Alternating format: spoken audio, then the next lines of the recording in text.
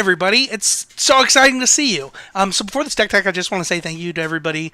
We still got a bunch of subscribers while I've been out for like a month, it feels like. We obviously hit that 1,000 subscriber mark, and I just want to say thank you to everybody for being patient. I got well wishes from people who understood that I was sick. I was going to make a video that said I was sick, but I was literally too sick to make it. I just want to say thanks. Enjoy this video. So this is a little bit of a budget deck tech, a little bit shorter. There's not a little ton to say about this deck because it's very linear, but I wanted to do a legacy deck tech on something that was a little bit inexpensive, giving people a chance to kind of get into the format and things like that. So enjoy this week's deck tech. Don't forget to check out patreon.com/ccmtg and patreon.com/easygamemedia. Support our content directly. Thank you so much to everybody who subscribed during that time when we needed subscribers. And yeah, I'm excited for more YouTube content. I really appreciate you guys. And yeah, we're back. We're ready to attack. And enjoy this week's video. So thank you so much. Hello, everyone, and welcome to a video on the Constructive Criticism YouTube channel. I'm Spencer, host of Constructive Criticism and Limited Time Only, two podcasts about getting better at Magic the Gathering. I'm so excited to talk about Legacy. I never get to talk about it.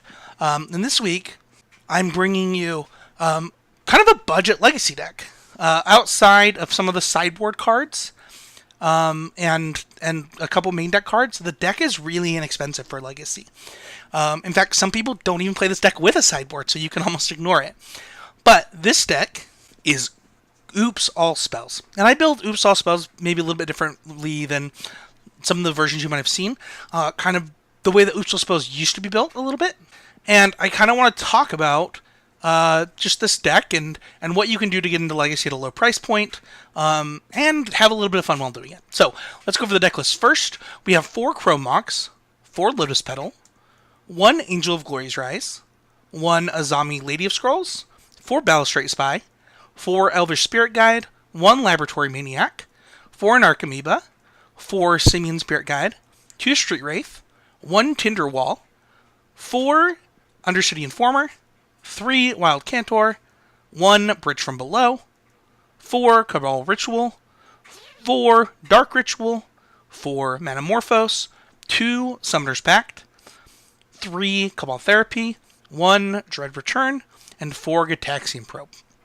So, just really quick, I want to talk about a couple of interactions. So, one of the things that you'll see in this deck is there's no lands. That's why it's called Oops All Spells. And the first thing you'll notice is Cabal Therapy. I actually think that right now you could make an argument to play 4 of these. You could easily cut a Wild Cantor or the Tinder Wall. I would cut a Wild Cantor if you want to play 4 because of Summoner's Pact. Summoner's Pact is there to actually get Wild Cantor to fix your mana.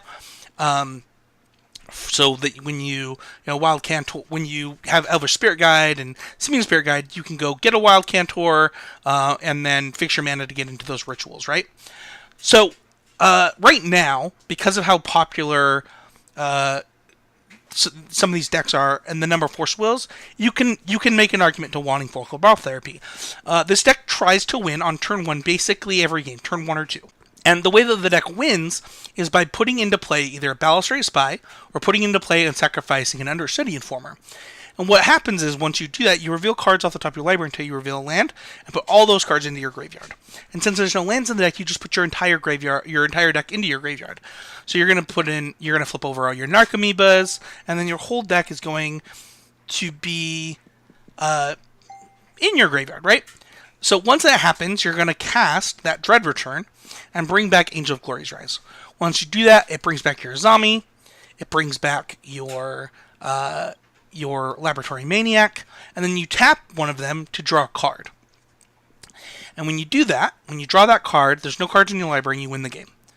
So you basically ramp into one of these 4 mana things, right? The Balustrade Spy or the Undercity Informer. And the Undercity Informer, if you have a Chrome Mox, you don't have to do it. You don't have to do it on turn 1. You can untap with the Chrome Mox and do it again. Once you've done that, you should win the game, right? So, and that's the reason why Cabal Therapy is a little bit important. Why I like this version of the deck is because I like to be able to just say, all right, turn 1 I'm going to Cabal Therapy. See if you have Force of Will. Okay, you don't. All right, next turn I'm going to go off. And then you have Bridge from Below to kind of protect you from a couple of different things that could happen to you, as well as giving you extra Cabal Therapy fodder for once you sacrifice those Narcomoebas. So, for example, instead of trying to cast Dread Return right away, you can sacrifice a Narcomoeba to the Cabal Therapy, right? And then see what they're dealing with, right? And then you also have the Gitaxian Probes to see what if the coast is clear a lot of the time, as well as dig you deep into your deck. So the deck has some play to it, even though it's trying to win on turn 1 or 2. And that's kind of the basis of the deck. And it's very one-dimensional, right? It's just trying to do one thing. And then the sideboard, if you want to play a sideboard, some people don't. For me, I like to just play high-impact cards. So for me, I have 4 Leyline of Sanctity, 4 Leyline of the Void, 4 Nature's Claim, and 3 Pact of Negation. Some people with this deck, they like to sideboard into things like Goblin Charbelcher, another turn 1 deck. Maybe they have some Xanthid Swarms in the sideboard. For me, I just like high-impact cards. These cards are obviously a little bit more expensive, right? Pact of Negation and Leyline of Sanctity a little bit more expensive. But if you're looking to get into Legacy at a much cheaper price than some of the other decks, you don't have duels, you don't have fetches. Like, this deck is pretty inexpensive. So, and obviously things like Nature's Claim are for the things that are trying to beat you, and you're giving yourself a shot. So that's it for this deck. It's pretty straightforward, pretty simple. I hope I explained what the deck does, how I like to play it. Please leave a comment. Let me know what you think of this deck. This is a very short deck tech compared to other ones, but I hope that you get something out of it. I hope that you enjoy seeing what this deck has to offer. And yeah, please hit that subscribe and like button. I'll try to do more little short deck techs in the future also. I know that not everybody wants, a bunch of 10-minute ones. Sometimes you want a shorter one. Thank you, everybody, for watching. Go pick this deck up, get into your Legacy scene, and we'll see you guys all next week.